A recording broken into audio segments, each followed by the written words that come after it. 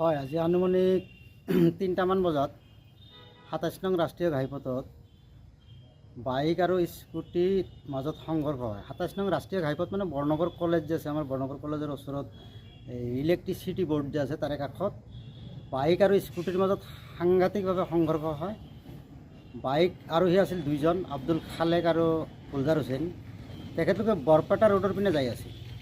পিছপিনৰ পৰা আহি স্কুটি আৰোহীয়ে বৰ বেয়াকৈ খুন্দিয়াই দিয়াৰ ফলত উক্ত স্থানতে আব্দুল খালেক নামৰ ব্যক্তিজন স্পট ডেথ হয় আৰু গুলজাৰ হুছেইন বেয়াকৈ আঘাতপ্ৰাপ্ত হয়। তেখেতক আমাৰ ইয়াতে CHC হস্পিটেলত অনা হৈছিল, ইয়াৰ পৰা ৰেফাৰ কৰিছে।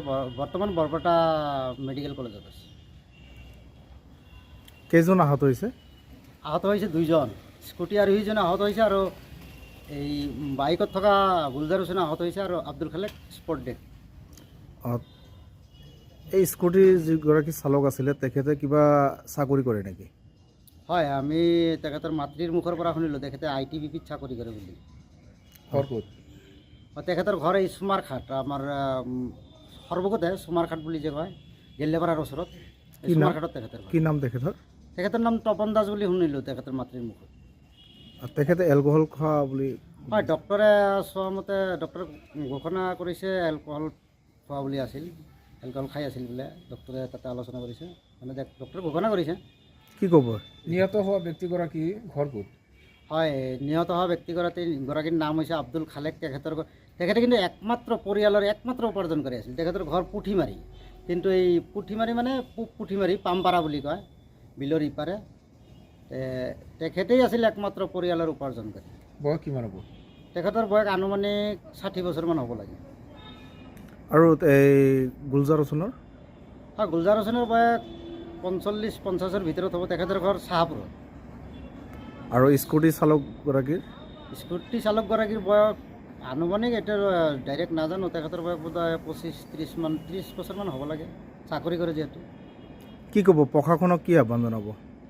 হয়, প্ৰশাসনক মই মোৰ তৰফৰ পৰা বা ৰাইজৰ তৰফৰ পৰা এইটোৱে আহ্বান জনাব বিচাৰি আছোঁ, ইমান কঠোৰ হোৱাৰ পাছতো যে ইমান এক্সিডেণ্ট হৈ আছে আৰু বিশেষকৈ এলকহল প্ৰিয় মানুহবিলাকৰ যিহেতু কণ্ট্ৰলিং নাথাকে, সেইকাৰণে এক্সিডেণ্টবিলাক বেছি হয় বুলি মোৰ ফালৰ পৰা অনুমান কৰি আছোঁ।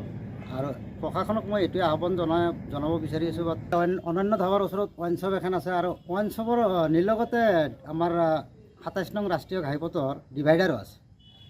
মানুহবিলাকে হয়তো মদ্যপান কৰি তেখেতলোকৰ বেলেঞ্চ হেৰুৱাই পেলায়। সেইকাৰণে মোৰ ফালৰ পৰা বা ৰাইজৰ ফালৰ পৰা এইটোৱে আহ্বান জনাব বিচাৰি আছোঁ, অনতিপলমে এই ৱাইন শ্বপবিলাক বন্ধ কৰি দিব লাগে আৰু বৰনগৰ কলেজৰ সমীপত যিটো ডিভাইডাৰ আছে সেই ডিভাইডাৰটো বন্ধ কৰি একাষৰীয়া ৰাস্তা হ'লে নিশ্চয় ভাল হ'ব। হয়, দুৰ্ভাগ্যজনক কথা, আমাৰ ঐতিহ্যমণ্ডিত বৰনগৰ কলেজৰ ওচৰতে যে এই ৱাইন শ্বপ খোলা হৈছে, এইটো বৰ দুৰ্ভাগ্যজনক কথা।